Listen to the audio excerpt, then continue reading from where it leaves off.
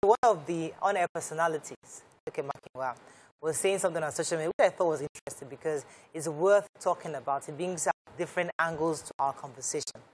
She said that most Nigerian men's definition of a strong woman is long-suffering, emotional abuse. Please, let us get this point. Long-suffering, emotional abuse, and high tolerance of accepting bad behavior. When it seems as though they meet a woman who can stand up for herself, distempered, opinionated, and wayward. Now, this struck a chord with me because I had dated a man many years ago, and we really clicked. And he was a responsible, good person. He was a person that, you know, that you are proud of. Yes, this is the guy. This is a fantastic guy. Everything was right. He broke it off with me. He broke off the relationship, and his main reason, the only reason he broke up, is I'm just opinionated. Yes. You know, you just this Moraya that I know. Exactly. He's so busy. To him, I was just opinionated. You know, I'm always trying to have my way. You know, I'm just very confident. He just feels like I won't be submissive. Oh, you know, he told, because it's lost. Because it's lost, but then, right now, he's pastoring the church. I know the guy. Everybody, yeah. So and that was the reason. Long suffering is defined by you. I cannot define long suffering for you. You are the one who wears the shoes. You know where it pinches. Some things may not be your deal breaker. They are my deal breaker. I cannot impose what I will not take and say, Moraya, why are you taking this? You're different from me. Our threshold is different. Yeah, I cannot be pounding for people. Yes, exactly. I was pounding for people. I was pounding for my guy. I pounded my way into their hearts. I pounded. You can't pound. Do you understand? No. So it's different. And the beauty of the thing is, it's the woman who sits in that position who will determine if I am suffering or not. Sometimes we see some men treat their wives differently. In my head, I'm like, wow, okay, did you just say that to her? Wow, wow. But the woman did not see it. Who am I to go and tell you you are being disrespected? You have to see it. You have to get to a point to understand that this is becoming disrespect. Nobody will take you there.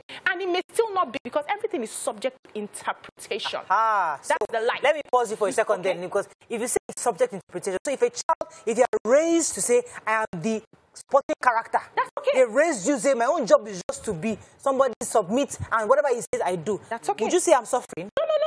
You have been raised as a supporting character. You have accepted to be a supporting character. That is perfect for you. Yes, Maria. I just wanted to read. Long suffering means patiently enduring lasting offense or hardship. Yes, so I take it because, you know, from what I understood, you're trying to say that it may be subjective. I think it's just clear. What long suffering. No, in terms of what you your see interpretation. That's what I said. Yeah. What I'm saying, I think it is clear. I'm saying I understand what you're saying, but my own opinion that long suffering is long suffering. It's not what you decide to call it or what you decide to do. Sometimes everybody around you plus yourself can see that you're enduring offense. I also don't want us to mistake being opinionated with being blatantly disrespectful, manipulative, just rude, because we have seen situations where women are saying, well, I'm just confident and opinionated, I'm speaking my mind. And when you happen to be a third party in the situation, you're like, you could have been quiet. You'd have let that go. So I want us to, in talking to women and emboldening them to be confident and speak their minds, and also telling men to respect that kind of woman, we should also speak to the sort of woman who does not show any form of respect. Because in our own case, that's our own interpretation of being confident. Oh, now they're saying women are different now, I need to speak my mind. And I've seen situations where women could have addressed something a bit differently with softer or kinder words. I've seen men do it for their wives. I've seen men do it for their partners. And then you see the other part where a woman is just speaking, you know, rudely or embarrassing the spouse in public. Meanwhile, this happens either way. So let's be careful that whatever it is that we're doing it with respect and kindness. I'm of the opinion that even when we talk about long suffering, even if the Bible is, when the Bible refers to because I've been seeing many messages, the woman is a helpmate. You know, you're meant to submit. You're meant to. God did not design for us to suffer. But we are helpmates. So, what does suffer? Suffer. Is not suffermate.